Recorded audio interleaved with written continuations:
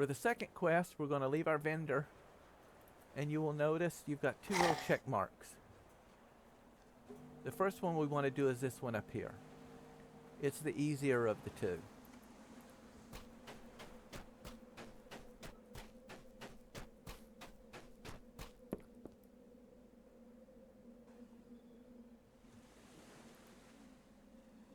Again, you can pick whatever, just tell him, as long as you tell him you'll bring it back.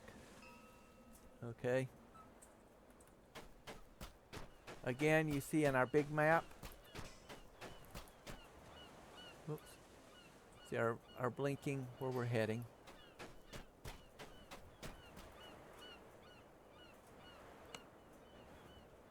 This is basically a smash and Dust bash. and mold fill this ill-maintained storehouse. You can hear the telltale skittering of vermin nearby. You must, in this case, find a silver key. It will be in some of the breakables. It's typically in the next room up. And there will be a puzzle in here. This door you cannot enter yet until you get the key. So there's a door behind this box on the other wall. There's a door here. You can go through either one.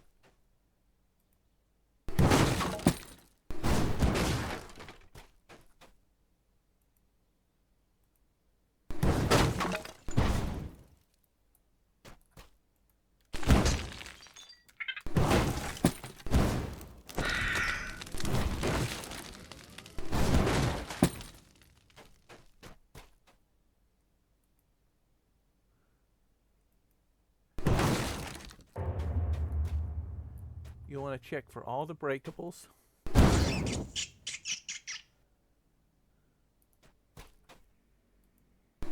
will hide them.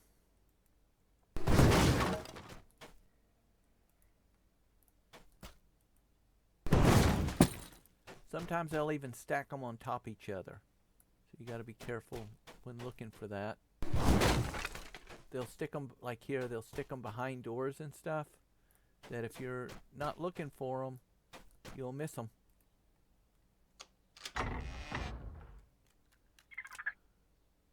Like here, he's hidden behind the door here.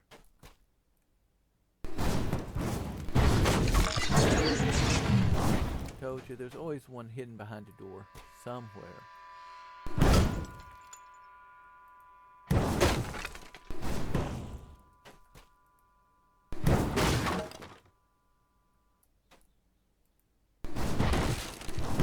Breakables can come in many forms. You just have to learn as you go.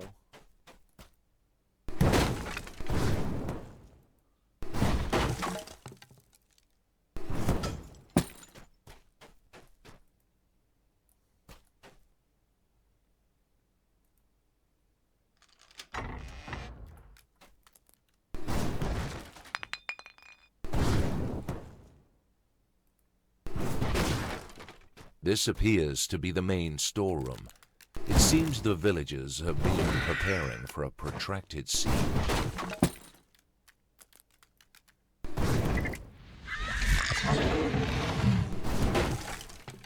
Up here is typically where you'll find your silver key. A large silver key falls out of the crate. It's a random. We do not want to pick that key up yet.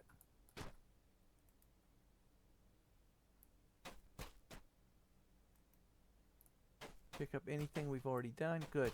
When we pick this key up, in the back there's going to be a door that opens. And we've got to fight a Sahuagin that comes through. A Sahuagin emerges from a hidden passage demanding the key. You mustn't let the scrolls fall into our hands.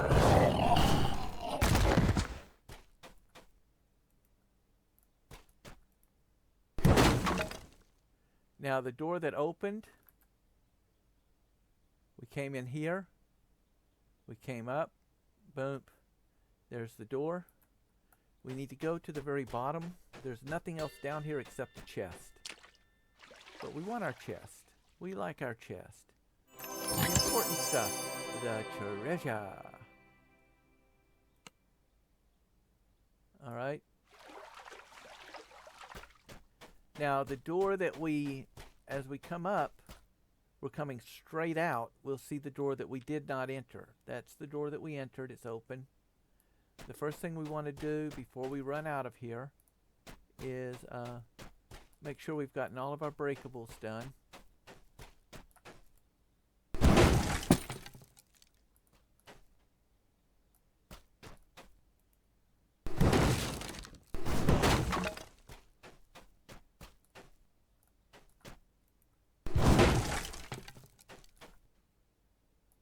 There we go.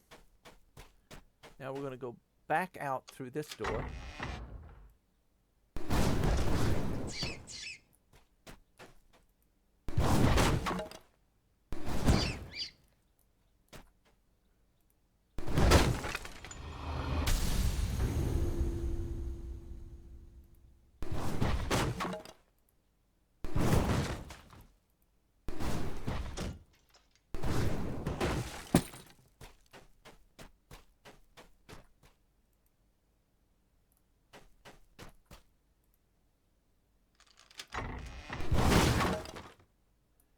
And that brings us back into this room.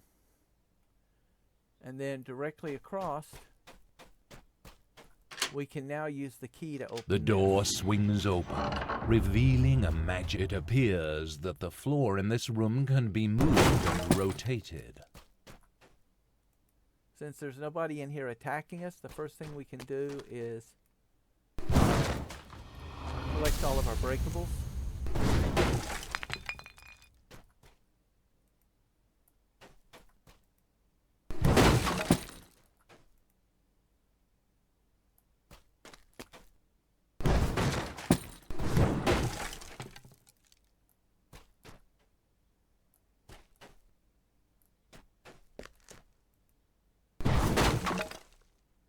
Always check above.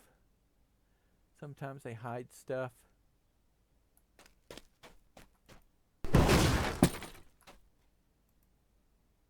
And there you go. You can set a hotkey for next target, and you can cycle through next target and it'll bring them up without having to search so much. The puzzle is fairly straightforward, okay? This is our start point. That's our end point. We've got to light up these 4 icons. So what we can do at this point is, what I like to do is just start running it. Alright.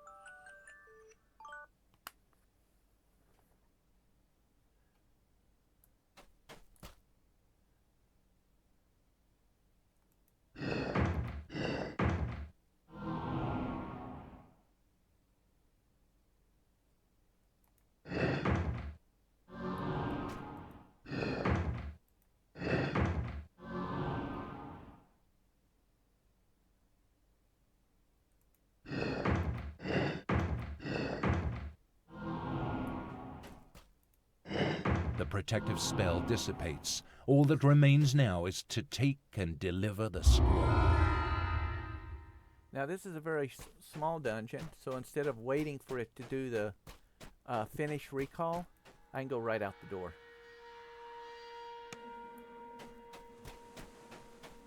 We go down.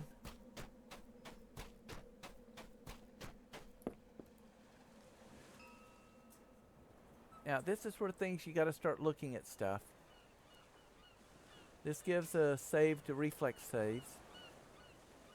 This gives you a fortitude save. And this gives me an additional 5 health. So I'm going to go with the health.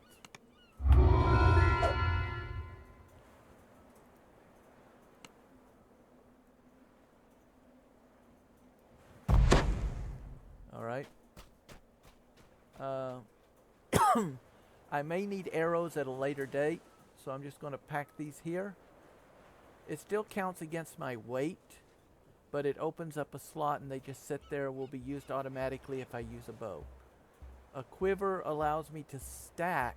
If I have a quiver, I can stack, depending upon the quiver, I can stack different types of arrows in and choose from them as well. So again, longsword does us no good.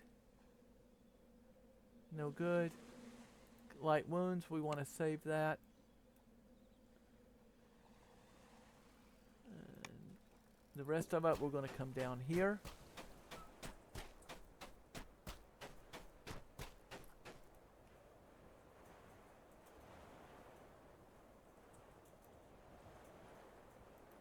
Check for our repair. And we just gained another 47 platinum, which is 470 gold, I think. So that concludes the second quest. And let's just, I want to check something here.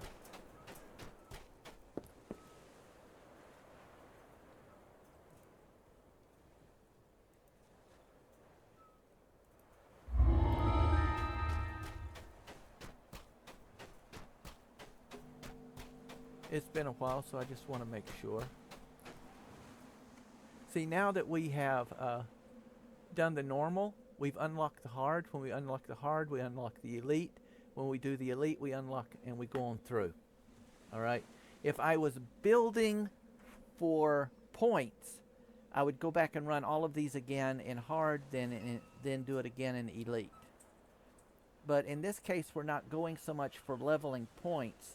And there's a statistical reason for that, or a strategic reason, which is at level 20, I plan to start my character all over again.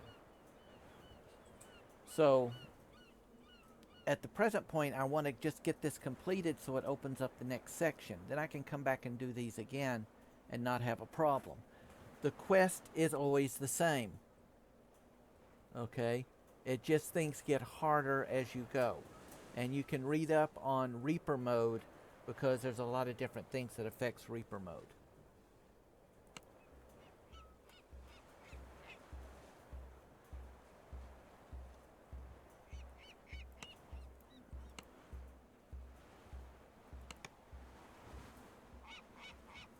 Okay. So, we've done that. We're going to go back down here. And then we go on to our next one. Let me find my, there's my vendor. My vendor is always my point of reference on my map.